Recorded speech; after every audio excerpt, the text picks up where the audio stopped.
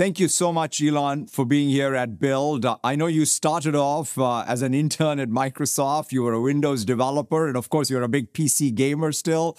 You want to just talk about even your early days with Windows and the kinds of things you built?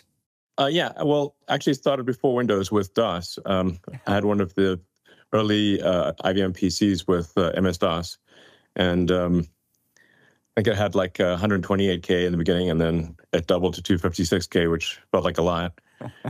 So I programmed video games in DOS, and then later in Windows. Remember Windows 3.1? Yeah.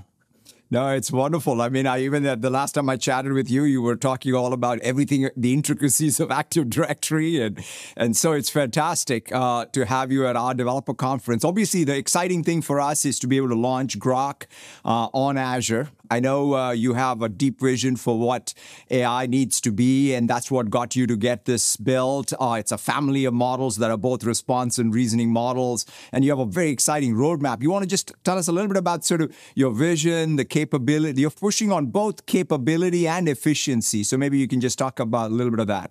Sure. So yeah, with Grok, especially with Grok 3.5 that is about to be released, it's trying to reason from first principles. So apply kind of the tools of physics to thinking.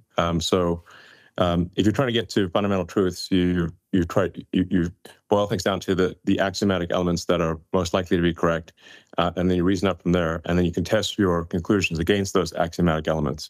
And in physics, if you violate conservation of energy or momentum, then you're either going to get a Nobel Prize or you're wrong, and you're certainly wrong, basically. So that's really the focus of Grok 3.5 is sort of fundamentals of physics and applying physics tools across all lines of reasoning, and to aspire to truth with minimal error. Like there's always going to be some mistakes that are made, but we aim to get to truth with acknowledged error, but minimize that error over time.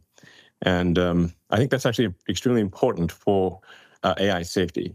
So I've thought for a long time about AI safety, and my ultimate conclusion is the old maxim that honesty is the best policy. It really is for safety. But I do want to emphasize, we have and will make mistakes, but we aspire to correct them very quickly.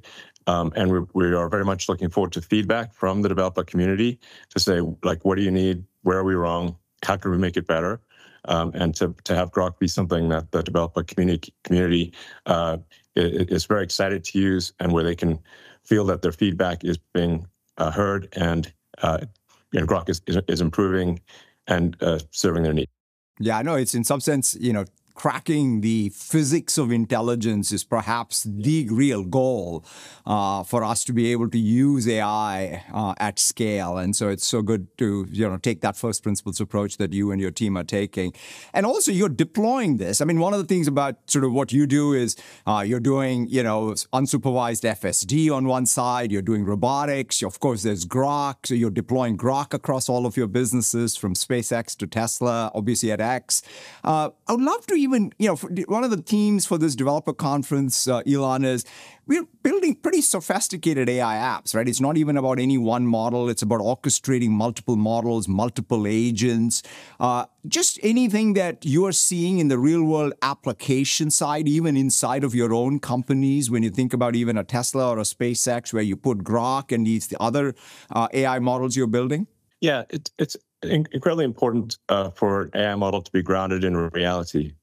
Reality, I was saying, which is like physics is the law and everything else is a recommendation. Which is, I'm not suggesting people break the laws made by humans. We should generally obey the laws of humans, but I've seen many people break human-made laws, but I have not seen anyone break the laws of physics. So for any given AI, grounding it against reality, and reality, for example, as you mentioned, with the car, it needs to drive safely and correctly. The humanoid robot, Optimus, needs to perform the task that it's being asked to perform. These are things that are very, very helpful for ensuring that the model is truthful and accurate, because it has to adhere to the laws of physics. So I think that's actually maybe somewhat overlooked, or at least not talked about enough, is that to really be intelligent, it's got to make predictions that are in line with reality, in other words, physics. It's a really fundamental thing, and being able to ground that with cars and robots is very important. We are seeing Grok be very helpful in things like customer service, and the AI is infinitely patient and friendly, and you can yell at it, and it's still going to be very nice. So that's good. So I think in terms of improving the quality of customer service and sort of issue resolution, AI is already, Grok is already doing quite a good job of that at SpaceX and Tesla, and we look forward to offering that to other companies.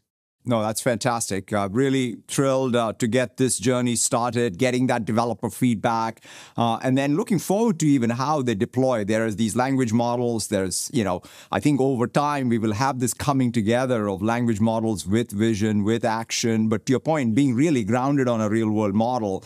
And that I think is ultimately the goal here. And so thank you so much, Elon, for briefly joining us today. And we're really excited about working with you and getting this into the developers' hands. Thank you very much, and I can't emphasize enough that we're looking for feedback from you, the developer audience. Tell us what you want, and we'll make it happen. Thank you.